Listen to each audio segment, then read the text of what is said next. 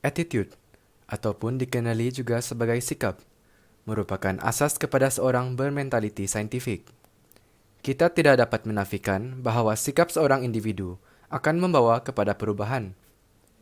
Disebabkan itu, sikap yang baik membawa kepada kecemerlangan dalam penguasaan bidang sains, serta mampu mencari solusi untuk mengatasi kekangan, isu, dan cabaran sains pada zaman sekarang dan masa yang akan datang. Namun, sikap konstruktif menyumbang kepada perkembangan dan kemajuan dalam sebuah masyarakat. Mungkin anda tertanya, apakah maksud seorang individu yang mempunyai sikap konstruktif dan bagaimana ia boleh menjamin kecemerlangan ilmu saintifik?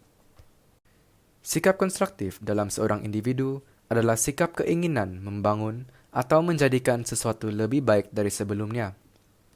Ini merujuk kepada perubahan. Seorang yang bersikap konstruktif tertarik dengan perkembangan dan ingin melihat perubahan dalam kehidupan mereka.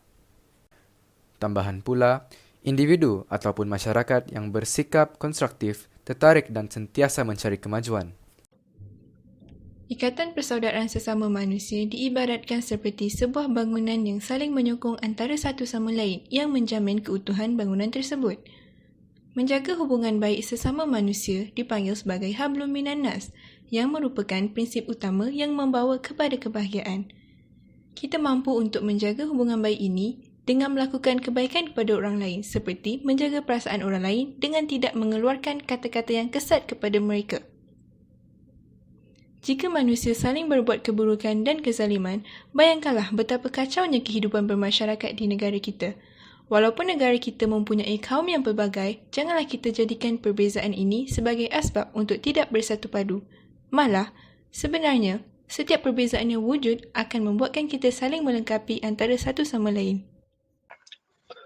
Dari aspek perhubungan agama, melalui attitude yang betul juga, perhubungan agama juga dapat terjalin di antara kumpulan yang berbeza agama. Di masa lalu, di mana banyak peperangan antara agama seperti Perang Salib dan Perang Badar yang terjadi karena perbedaan ajaran agama masing-masing. Namun hal ini dapat diselesaikan dengan attitude yang betul, yaitu berbincang dan bertolak ansur antara satu sama lain. Hasil pendekatan ini terbukti sangat berkesan, seperti yang boleh kita lihat di negara kita sendiri, yang mempunyai lebih daripada 4 agama yang berbeza, tidak lagi mengira perbedaan kaum, namun tetap hidup dengan harmoni. Baru-baru ini, ada satu rakaman yang tular di media sosial yang mana dua orang ahli parlimen bertengkar dan mengeluarkan kata-kata yang kesat. Rakaman ini telah tersebar ke seluruh Malaysia dan mendatangkan satu persepsi buruk terhadap pemimpin dan ahli politik di negara ini. Hal ini menunjukkan bahawa adab atau attitude itu tidak berpihak kepada pangkat dan ketinggian ilmu semata, namun berpihak kepada seseorang yang menerapkan amalan beretika dan beradab sopan di dalam diri seperti mana yang tertera di dalam rukun negara yang kelima, iaitu kesopanan dan kesusilaan. Sekiranya setiap rakyat Malaysia mengamalkan rukun negara yang kelima ini, maka kita dapat melahirkan masyarakat yang tidak memisahkan konsep nilai sains dan logik akal. Selain itu, kita juga dapat merapatkan jurang sosial di antara masyarakat walaupun dipengaruhi oleh pendapat yang berbeza. Dengan itu, sudah terbukti dengan terang lagi bersulu bahwa di apa-apa situasi pun, dengan sikap dan perbuatan yang betul, akan sentiasa membawa kepada kemajuan diri dan masyarakat. Sikap yang konstruktif mampu melahirkan individu yang mempunyai pemikiran yang rasional dan berfikiran kritis.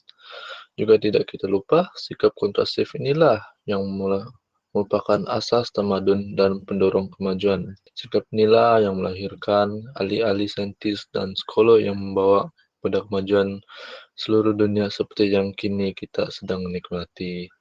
Tanpa perubahan sikap, mungkin kita masih lagi mengalami peperangan, jika tidak pun masih lagi hidup di zaman yang tidak mempunyai kemajuan teknologi seperti yang sedia ada.